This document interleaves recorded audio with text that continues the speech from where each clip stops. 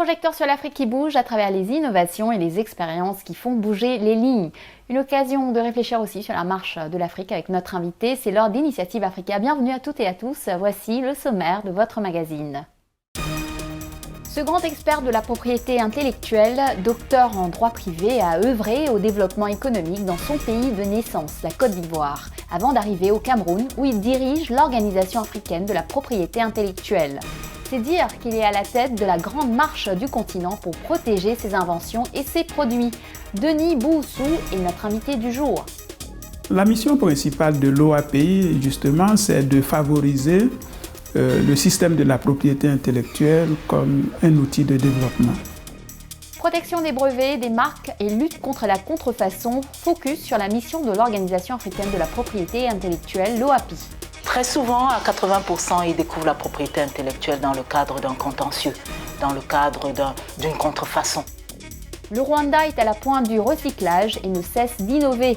La preuve, cet entrepreneur fabrique des meubles et des objets de la vie courante avec des pneus usagés tout en créant des emplois. Aujourd'hui, on ne jette ni ne brûle les vieux pneus. Avec l'innovation qui consiste à en faire différentes choses, c'est un matériel précieux.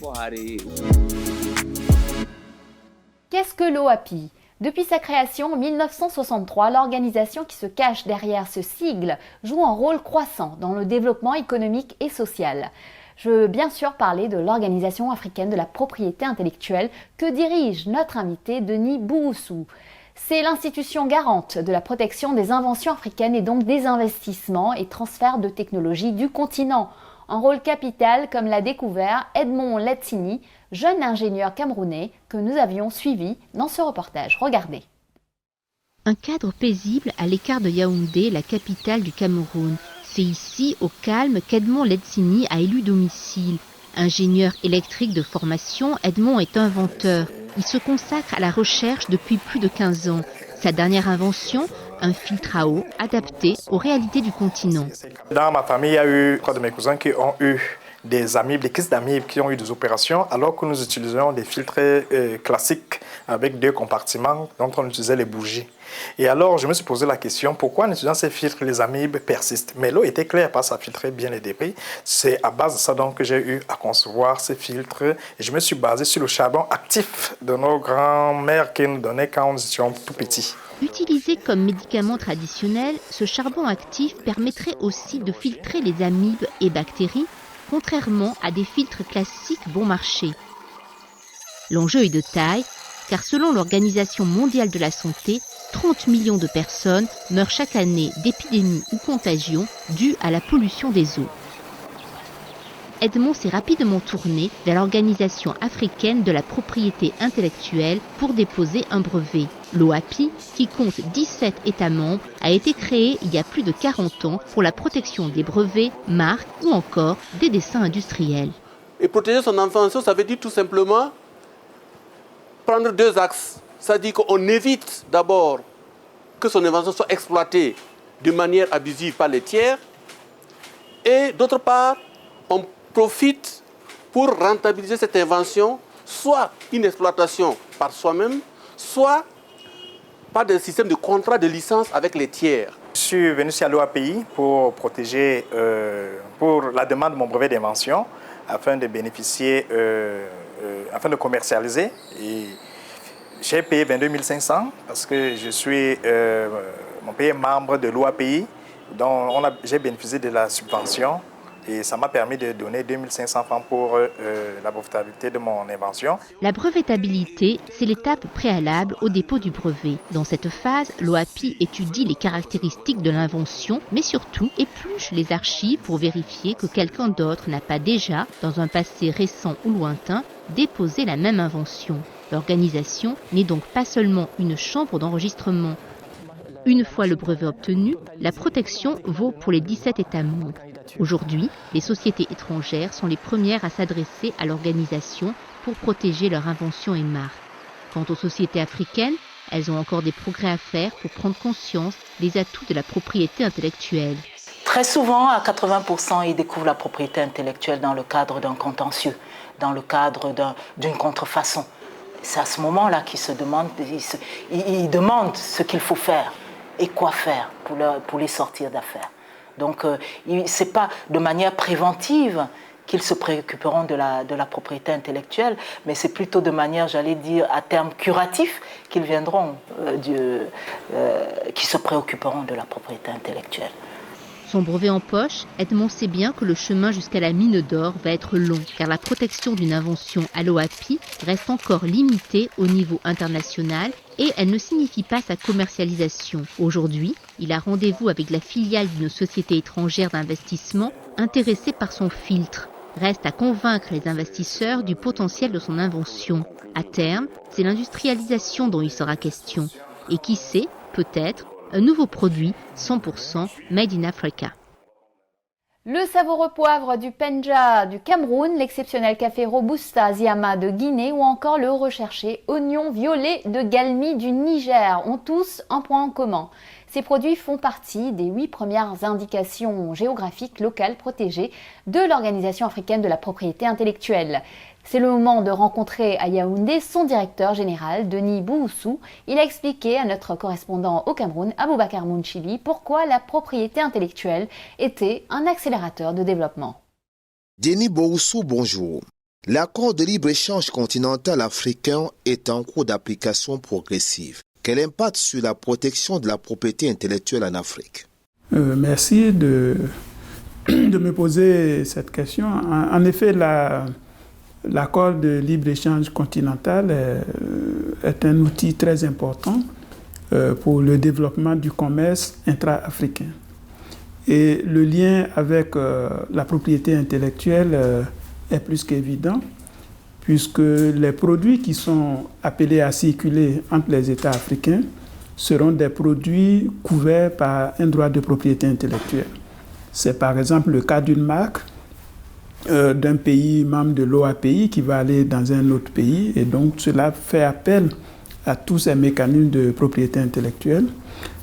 C'est la raison pour laquelle l'OAPI s'attelle à accompagner les États membres à utiliser au mieux le système de la propriété intellectuelle pour accroître ce commerce intra-africain.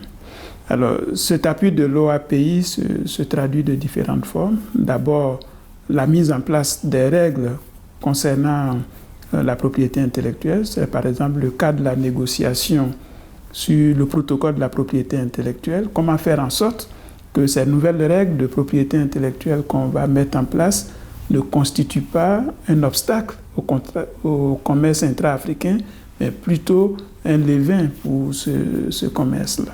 Est-ce que vous êtes satisfait des résultats de votre organisation en termes de nouvelles prises de conscience par les acteurs économiques du rôle de la propriété intellectuelle?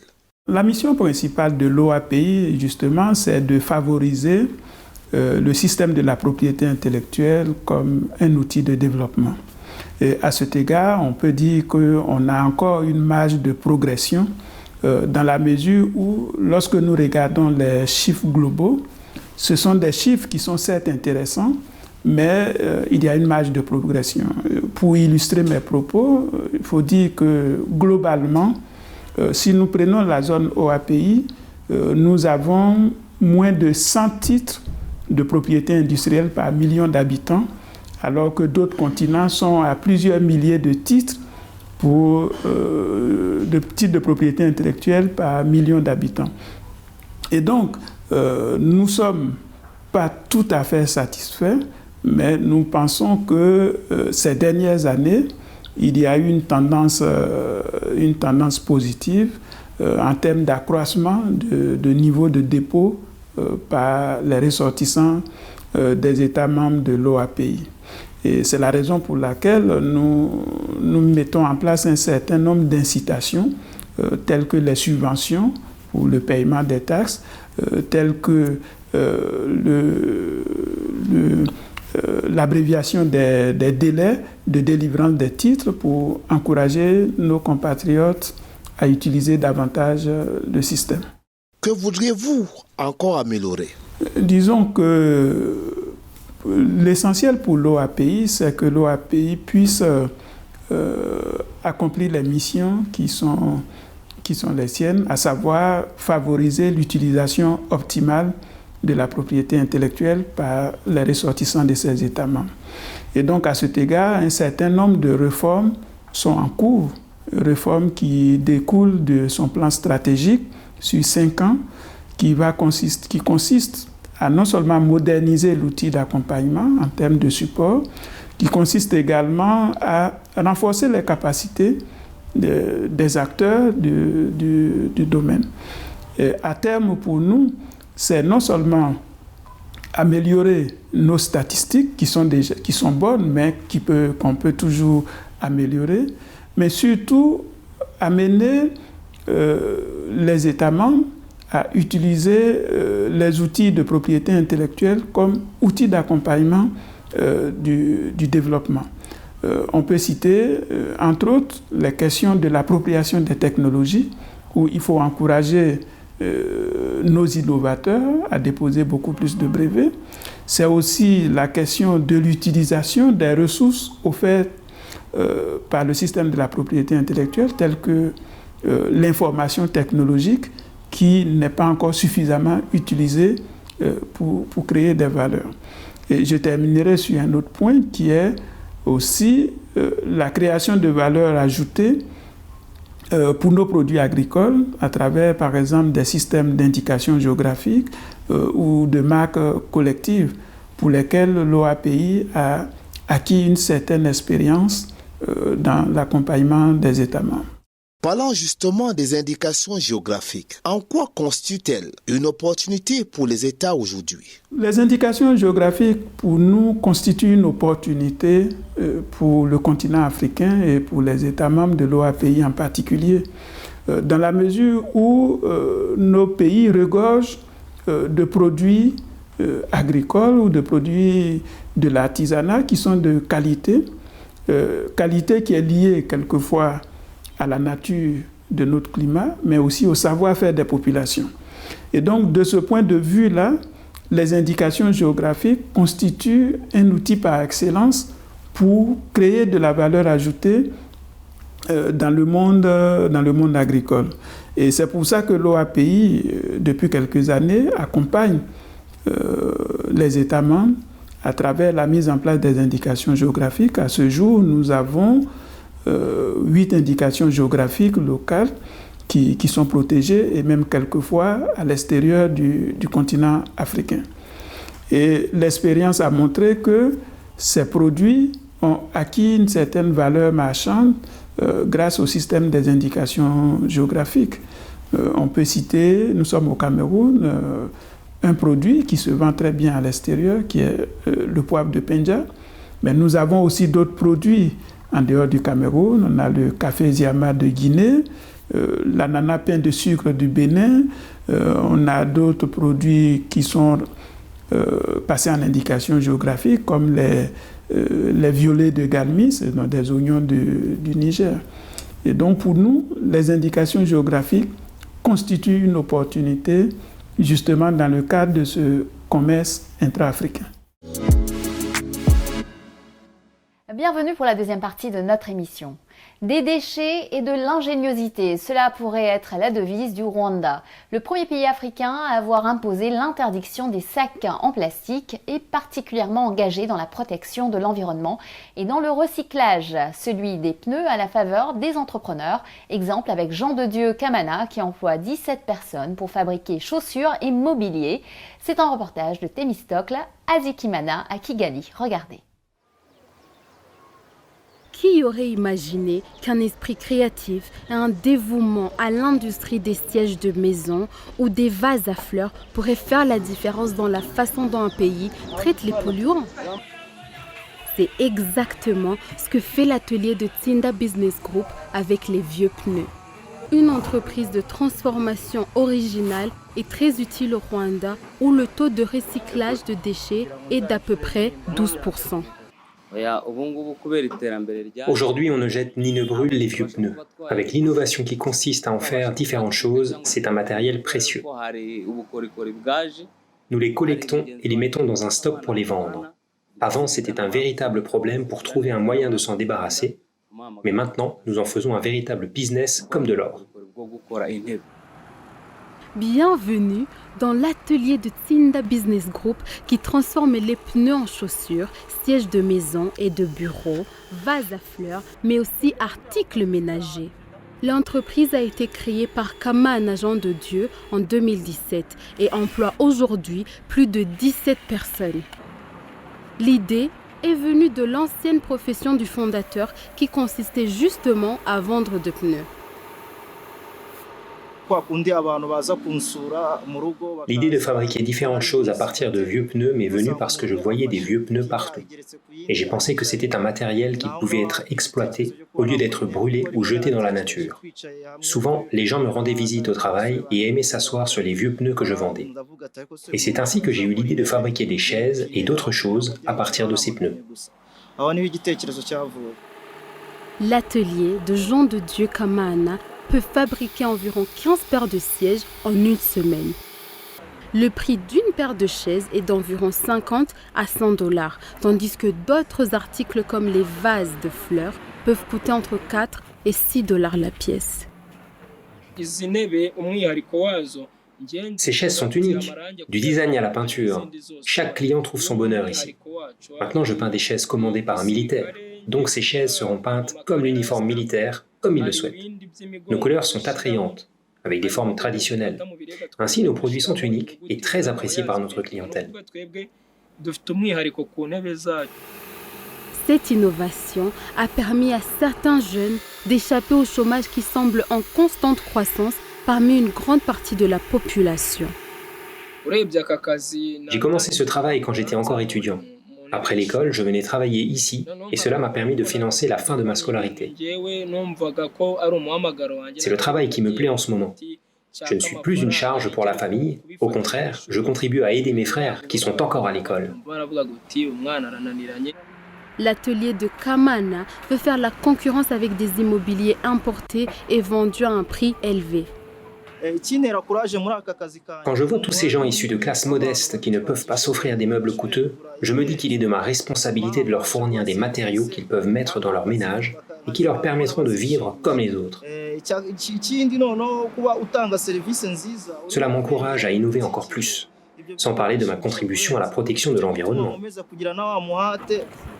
Cette initiative a permis à de nombreuses personnes de la classe moyenne qui, par exemple, ne peuvent pas s'offrir les sièges importés coûteux qui coûtent plus de 2000 $, d'obtenir des chaises longues confortables.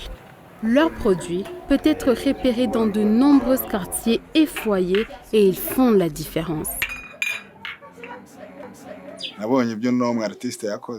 Leurs produits sont artistiques. Il y a une différence avec d'autres matériaux vendus ailleurs en termes de résistance et de confort. Donc, j'étais intéressé.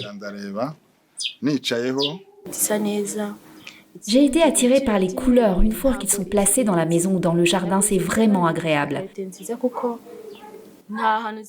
Au niveau du design, ça rend vraiment bien. De plus, le prix est abordable pour tout le monde. Le Rwanda Environment Management Authority, REMA, estime que le volume quotidien de déchets solides municipaux se situe entre 1800 et 2000 tonnes et que seuls 12% d'entre eux sont recyclés. Cette initiative a permis d'épargner à l'environnement des tonnes de pneus usagés qui finiraient entassés dans les garages et aggraveraient la pollution. Le REMA mène un combat acharné pour trouver une solution durable pour ces déchets. La gestion des vieux pneus est aussi compliquée que celle des autres déchets solides.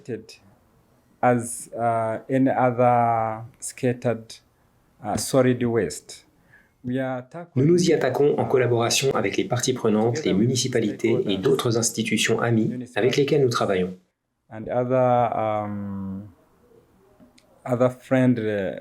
Institutions we are working with, we are advocating for Nous plaidons en faveur d'un traitement et d'une gestion correcte de nos déchets, qu'il s'agisse de déchets solides, de pneus ou de tout autre déchet pouvant être une source de pollution atmosphérique au contact du feu. Nous essayons de nous assurer qu'ils sont éliminés de l'environnement. grâce aux efforts de Tsinda Business Group pour réduire ces déchets dans le pays. La combustion de pneus usagés, qui est la principale cause de l'émission de polluants atmosphériques nocifs, a été considérablement réduite. Le gouvernement rwandais s'est fixé comme objectif d'augmenter le taux de recyclage des déchets solides non organiques à 40% d'ici 2030. Nous retrouvons maintenant Denis Boussou pour la deuxième partie de son interview. Il nous livre sa stratégie pour asseoir le continent à la table des négociations avec les plateformes Internet, les GAFA, c'est-à-dire Google, Apple, Facebook, Amazon. Objectif, faire connaître et collecter les droits d'auteur des créateurs africains. Écoutons-le. L'Afrique a 2 systèmes régionaux de brevets. L'OAPI pour les pays francophones et ARIPO pour les pays anglophones. Est-ce un avantage ou un inconvénient? Il faut dire qu'en Afrique, nous connaissons plusieurs systèmes de propriété intellectuelle, mais les offices régionaux sont au nombre de 2, à savoir l'Organisation africaine de la propriété intellectuelle, qui regroupe 17 États, essentiellement francophones, et nous avons l'Organisation régionale africaine de la propriété intellectuelle, autrement dit ARIPO, qui regroupe une vingtaine d'États, essentiellement de langue anglophone, des pays anglophones. Alors, ces 2 systèmes de propriété intellectuelle cohabitent de façon harmonieuse. Et pour comprendre ce fonctionnement, il faut dire que le système de la propriété intellectuelle est territorial. Donc, chaque territoire ou chaque groupe de territoires peut avoir son office pour rendre les services en matière de propriété intellectuelle. Et le plus important, c'est la compatibilité entre les 2 systèmes.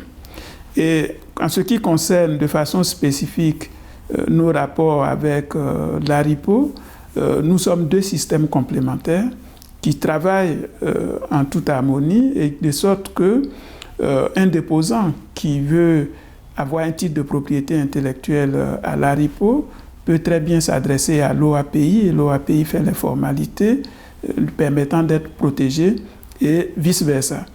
Mais nous travaillons davantage à renforcer cette cohésion, notamment dans le cadre d'une sorte de reconnaissance mutuelle des actes que chaque office délivre, de telle sorte que l'usager n'ait pas à sentir la différence de système. Récemment, Google a signé un accord avec 300 médias européens s'engageant à verser des droits voisins. À quand le tour de l'Afrique de négocier avec les plateformes des GAFA? Il faut dire que la question des droits d'auteur et par-delà des droits voisins est une question très importante pour l'Afrique, puisque dans le domaine de la création musicale et de façon des industries culturelles, l'Afrique regorge beaucoup de talents qui malheureusement ne récoltent pas toute la reconnaissance économique liée à ce talent. Et le fait que les grands groupes, comme vous les avez cités, les GAFA, signent des accords pour payer des droits voisins, soit quelque chose à saluer. Il faut dire en passant que les droits voisins, ce sont des droits qui sont reconnus tout ce qu'on peut appeler les intermédiaires, les auxiliaires de la création, qui peuvent être des artistes-interprètes, des producteurs et autres. Et de ce point de vue, l'action de l'OAPI consiste à capaciter les organismes de gestion collective qui sont chargés dans les États membres pour collecter ces droits. À titre d'illustration, nous avons fait il y a quelques semaines un atelier avec l'ensemble des organismes de gestion collective avec un partenaire, de sorte à pouvoir utiliser les nouveaux outils numériques pour collecter les droits d'auteur. D'un autre côté, nous avons depuis 2 ans instauré un diplôme de gestion collective qui permet à nos États de disposer des agents outillés pour aller négocier ce genre d'accord avec les GAFA. L'OAPI, en tant qu'office, n'a pas cette capacité de négocier pour l'ensemble des États, sauf si les États lui donnent mandat dans ce domaine, puisque en matière de gestion collective, ce sont les bureaux de droit d'auteur au niveau national qui ont pour mission de négocier cela. Mais c'est une piste que ces bureaux doivent suivre. C'est pour ça que nous les capacitons. Est-ce qu'il ne faudrait pas d'abord, par exemple, un test d'harmonisation africain? Il faut dire que la question de l'harmonisation des tests se pose dans une moindre mesure, puisque pour ce qui concerne les États membres de l'OAPI, nous avons un test commun qui est l'annexe 7. De sorte qu'un pays qui n'a pas de loi nationale peut toujours s'appuyer sur les dispositions de l'OAPI pour protéger ses auteurs et ses artistes. En revanche, là où on a des difficultés, c'est en termes de collecte des droits, à savoir en termes de gestion collective. Or, dans ce domaine, les organismes de gestion collective de nos États membres ne sont pas pour l'instant suffisamment outillés pour utiliser les nouveaux outils de collecte des droits. Parce que si vous voulez, pour être plus simple, si vous voulez collecter des droits, il faut pouvoir identifier qu'une œuvre a été jouée quelque part. Et donc, il faut avoir les outils d'identification. C'est le préalable. Donc, vous ne pouvez pas aller vers des GAFA si vous ne savez pas quel est votre portefeuille, quel est votre répertoire qui est utilisé par ces GAFA. Et donc, le préalable, c'est cette capacitation des organismes de gestion collective à pouvoir ne serait-ce que identifier leur répertoire qui est utilisé au niveau mondial. Comment voyez-vous la protection intellectuelle face à ces nouvelles technologies que sont le big data, le blockchain, l'intelligence artificielle, le cloud, la réalité augmentée et j'en oublie? Et disons, les nouvelles technologies de l'information ont toujours constitué, disons, un souci d'interrogation lorsqu'on se retrouve en matière de propriété intellectuelle. Mais il faut dire que ces nouveaux outils constituent une opportunité justement pour le système de la propriété intellectuelle, dans la mesure où on peut considérer deux aspects de la chose. En tant que créateur de contenu, en tant que producteur d'œuvres intellectuelles, cela peut être une opportunité pour atteindre beaucoup plus de marchés, beaucoup plus de population. La question qui se pose, est-ce que dans un tel environnement, nos créateurs seront suffisamment protégés? Et c'est en cela que des interrogations peuvent naître.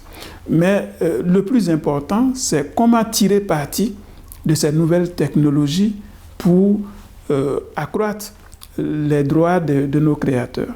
On a parlé tout à l'heure des droits voisins, des droits d'auteur. Aujourd'hui, ces nouvelles technologies permettent, pour ne citer qu'un exemple, d'identifier une œuvre qui a été jouée au fin fond de la planète. Et ces nouvelles technologies permettent de retracer et d'aller collecter les droits qui sont liés.